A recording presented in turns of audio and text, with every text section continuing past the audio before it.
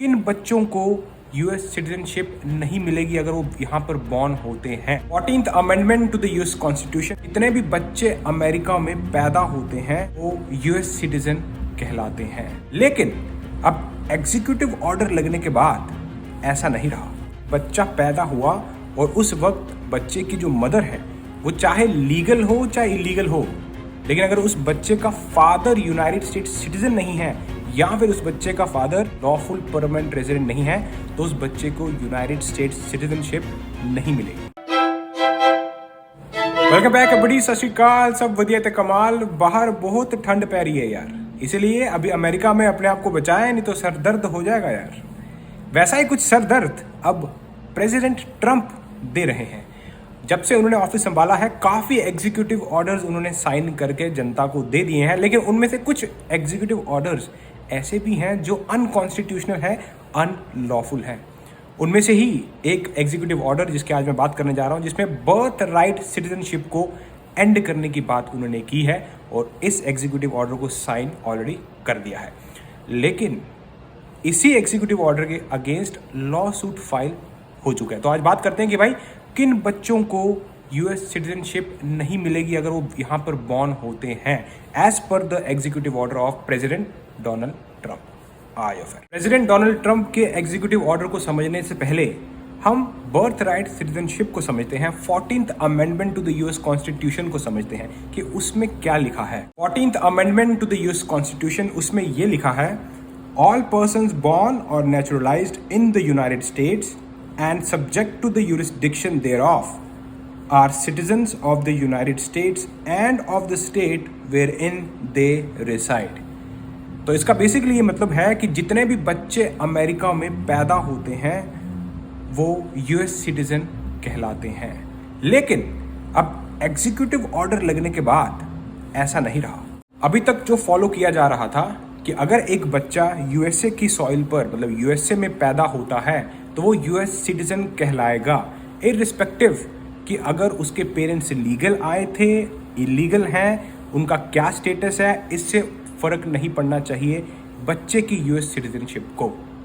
लेकिन president Donald Trump, उन्होंने आकर अब इसमें हल्का सा चेंज डाल दिया है। उन्होंने एग्जीक्यूटिव ऑर्डर लगाकर अब ये डिफाइन कर दिया है कि कौन से बच्चे को यूएस सिटीजनशिप मिलेगी और कौन से बच्चे को नहीं मिलेगी। whitehouse.gov पर जाकर आप इस एग्जीक्यूटिव ऑर्डर को पढ़ सकते हैं, जिसका नाम है protecting the meaning and value of American citizenship executive order January 20th 2025। इस एग्जीक्यूटिव ऑर्डर में बहुत ही क्लियर तरीके से प्रेसिडेंट डोनाल्ड ट्रंप ने डिफाइन किया है कि किन बच्चों को ऑटोमेटिकली यूनाइटेड स्टेट्स सिटीजनशिप नहीं मिलेगी। उसका पहला पॉइंट वो कह रहे हैं, when that person's mother was unlawfully present in the United States and the father was not a United States citizen or lawful permanent resident at the time of said person's birth। तो उसका simple ये मतलब है कि अगर अब कोई बच्चा यूनाइटेड स्टेट्स में पैदा होता है और उस वक्त उसकी मदर अनलॉफुल स्टेटस में है, अनडॉक्यूमेंटेड है, इलीगल थी और उस बच्चे का फादर यूएस सिटीजन नहीं है या फिर ग्रीन कार्ड होल्डर नहीं है तो उस बच्चे को यूनाइटेड स्टेट्स सिटीजनशिप नहीं मिलेगी। इसका सेकंड पॉइंट ये कहता है, when that person's mother's presence in the United States at the time of said person's birth was lawful but temporary, such as visiting the United States under the visa waiver program or visiting on a student, work or tourist visa, and the father was not a United States citizen or lawful permanent resident at the time of said person's birth। इसका ये मतलब है कि अगर एक बच्चा यहाँ पर पैदा होता है और उस वक्त उसकी मदर का स्टेटस लॉफुल है, मदर लीगल है, लेकिन स्टेटस टेम्पररी है। फॉर एग्जाम्पल आप वर्क वीज़ा पर हो, स्टूडेंट वीज़ा पर हो, टूरिस्ट वीज़ा पर हो या फिर किसी वीज़ा वेवर प्रोग्राम पर हो और अगर बच्चे का फादर यूएस सिटीजन नहीं है या फिर ग्रीन कार्ड होल्डर नहीं है तो भी बच्चे को यूनाइटेड स्टेट्स सिटीजनशिप नहीं मिलेगी। इन दोनों पॉइंट से ये चीज़ तो क्लियर है कि अगर बच्चा पैदा हुआ और उस वक्त बच्चे की जो मदर है वो चाहे लीगल हो चाहे इलीगल हो, लेकिन अगर उस बच्चे का फादर यूनाइटेड स्टेट्स सिटीजन नहीं है या फिर उस बच्चे का फादर ग्रीन कार्ड होल्डर नहीं है, लॉफुल परमानेंट रेजिडेंट नहीं है, तो उस बच्चे को यूनाइटेड स्टेट्स सिटीजनशिप नहीं मिलेगी। प्रेसिडेंट डोनाल्ड ट्रंप ने तो अपनी तरफ से एग्जीक्यूटिव ऑर्डर लगा दिया है, लेकिन अब इस एग्जीक्यूटिव ऑर्डर के against already law suit file हो चुका है बाय 18 डेमोक्रेटिक अटॉर्नीज जनरल। वो एग्जीक्यूटिव ऑर्डर्स एक पावर होती है प्रेसिडेंट के पास, जिससे वो कांग्रेस को बाईपास करके ये ऑर्डर्स लगा सकते हैं। उनको कांग्रेस से पूछने की जरूरत नहीं पड़ती।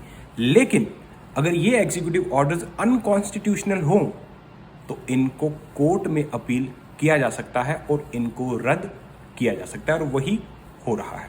On Tuesday, attorneys for 18 states, the city of San Francisco and the District of Columbia said that the president's executive order is a flagrantly unlawful attempt to strip hundreds of thousands American-born children of their citizenship based on their parentage.